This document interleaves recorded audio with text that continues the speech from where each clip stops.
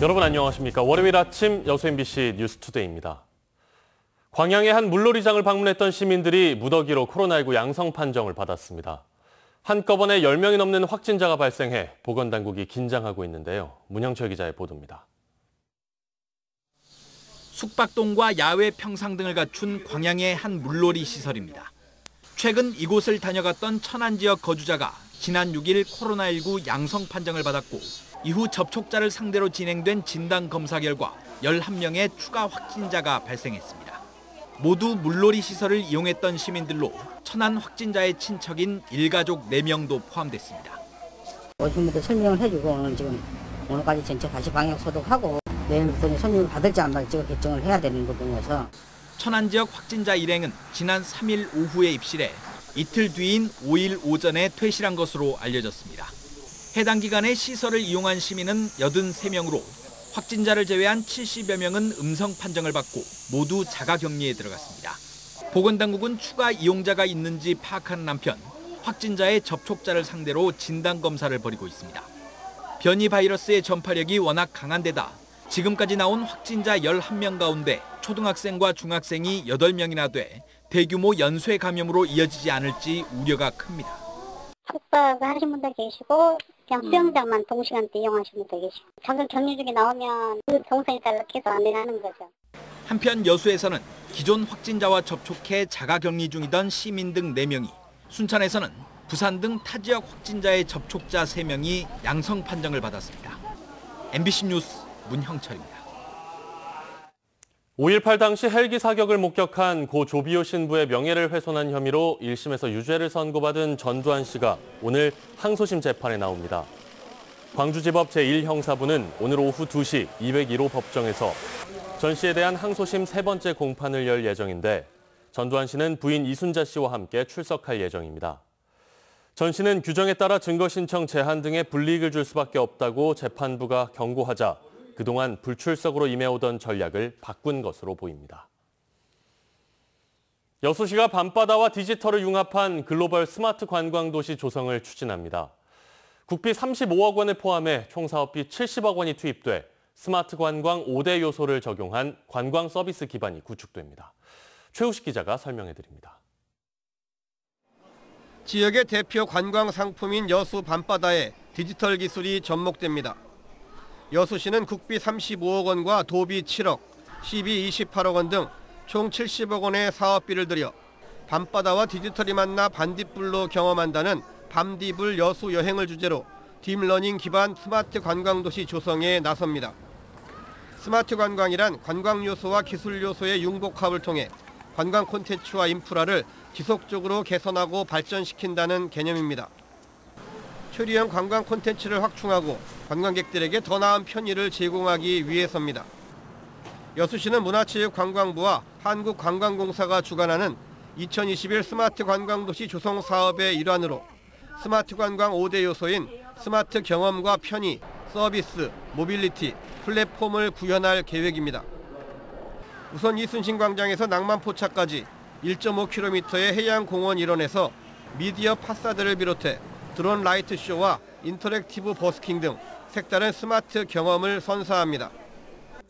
다국어 서비스와 여행 경로 추천, 예약 선 주문 결제, 실시간 주차 정보 등은 통합 플랫폼을 통해 제공됩니다. 여수시는 최근 개별 여행 계획이 크게 늘고 비대면 관광 수요가 증가함에 따라 양질의 서비스를 제공하는 글로벌 스마트 관광도시의 표준을 만드는 데 주력하고 있습니다. 여수시는 이를 위해 최근까지 KT 등과 컨소시엄을 구성해 서비스와 플랫폼, 데이터 기본 구상과 로드맵 작성 등 세부 사업계획 수립을 마쳤습니다. 전국적인 관광 상품으로 떠오른 여수 밤바다가 스마트한 디지털 기술을 만나 또 한 번의 변신을 시도하고 있습니다. MBC 뉴스 최우식입니다. 여수에 있는 이순신 장군 관련 유적지가 전라남도 지정문화재로 지정됐습니다. 여수시는 시 지정문화유산인 오충사와 이순신 자당 기거지가 전라남도 문화재위원회 심의를 통과해 도지정문화재로 지정됐다고 밝혔습니다. 여수 웅천동에 있는 오충사는 이순신 장군과 휘하 장수들의 신위가 안치된 호국 유적이며 이순신 자당 기거지는 이순신 장군의 어머니와 가솔들이 4년 동안 피난 생활을 했던 곳입니다. 광양시가 오는 24일부터 전 시민들을 대상으로 2차 재난지원금을 지급합니다. 지원 금액은 1인당 25만 원으로 광양 지역에서만 사용할 수 있는 광양사랑 상품권으로 지급됩니다. 지급 대상은 6월 30일 이전부터 신청일까지 광양에 주민등록을 둔 시민이며 결혼 이민자와 영주권자도 지원금을 받을 수 있습니다. 항구에 설치된 진도군의 공공하수처리장이 정화가 안 된 오폐수를 바다로 방류한 사실이 드러났습니다. 주민들이 바로 방류 중단을 요청했지만 진도군은 닷새 동안 무단 방류를 계속했습니다. 양정은 기자입니다. 진도항 배우지 공공하수처리장입니다. 지난달 30일 오전 9시 30분, 지름 200mm 배수관을 통해 시커먼 물이 쉴 새 없이 쏟아집니다. 썩은 물이 하천을 따라 바다로 흘러들면서 인근 횟집은 수조에 바닷물조차 넣지 못했습니다. 고기고 뭐고 다 물을 받아 쓸 수가 지금 없어요. 악취에 살 수가 없죠. 그냥 그 악취가 어마어마하게 났습니다. 악취가. 주민들은 즉시 중단할 것을 요청했지만 진도군은 아랑곳 않고 폐수를 쏟아냈습니다. 닷새 동안 버려진 폐수량은 145톤. 악취가 진동하고 바다는 오염됐습니다. 만조 때 헐거워진 이음새로 바닷물이 역류하자 정화를 하지 않고 폐수와 함께 그대로 내보냈습니다. 완공 한 달도 안 된 하수처리장 관로 부실이 드러나는데도 거리낌이 없이 무단 방류를 한 겁니다. 방류 안 하려고 이걸 했는데 정화사에서 시간을 못 맞춰가지고 그게 넘쳤다 그러더라고요. 그때 이게 방류가 잘못돼가지고 얼른 스위치를 끄긴 껐는데. 진도군은 뒤늦게 배관 이음새를 교체하고 배출구를 옮기는 등 보완책을 마련하겠다며 부산에 떨고 있습니다. MBC 뉴스 양정은입니다. 최근 폭염이 잇따르면서 어류 폐사 피해도 잇따르고 있습니다. 전라남도 등에 따르면 폭염의 영향으로 바닷물의 온도가 높아지면서 여수와 완도 등 양식어장 10곳에서 넙치와 우럭 15만 6천여 마리가 폐사했습니다. 또 영암과 곡성, 함평에서는 축산농가 109곳에서 닭과 오리 등 가축 3만 7천여 마리가 폐사했습니다.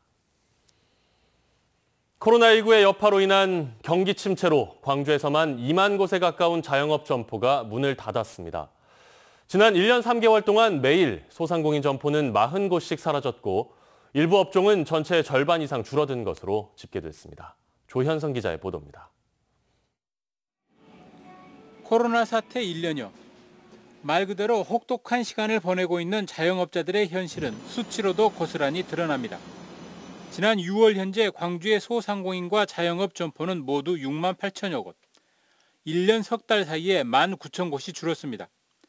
광주에서만 하루 평균 41곳씩, 전체 5곳 점포 가운데 1곳 이상꼴로 사라진 셈입니다.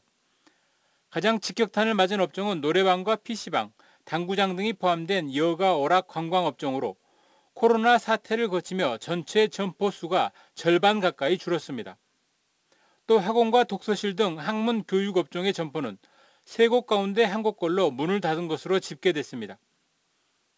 아직 폐업하지 않은 자영업자들도 힘겨운 사정은 크게 다르지 않습니다. 그동안은 빚을 내가며 버텨왔지만 이제는 한계에 봉착한 자영업자들도 빠르게 늘고 있습니다. 정책 자금의 지원 대상이 되더라도 담보나 신용도, 세금 체납 등의 이유로 실질적인 도움으로까지 이어지지 못하는 사례도 허다합니다. 이제 금전적으로 좀 여유가 돌아갔으면 좋겠는데 그게 안 되는 부분 요즘 좀 많이 전화 민원이나 현장 방문 민원이나 좀 늘어나는 추세죠. 여기에 최근 코로나 4차 대유행으로 인해 수도권 등에서는 사상 초유의 사회적 거리두기 4단계까지 시행되면서 이미 벼랑 끝에 내몰린 자영업자들의 위기감은 더욱 커져가고 있습니다. MBC 뉴스 조현성입니다. 최근 택배 노동자들에 대한 처우 개선 요구가 커지고 있는 가운데 한진택배 소속 노동자들이 여수 지역 3번째 택배 노조를 결성했습니다.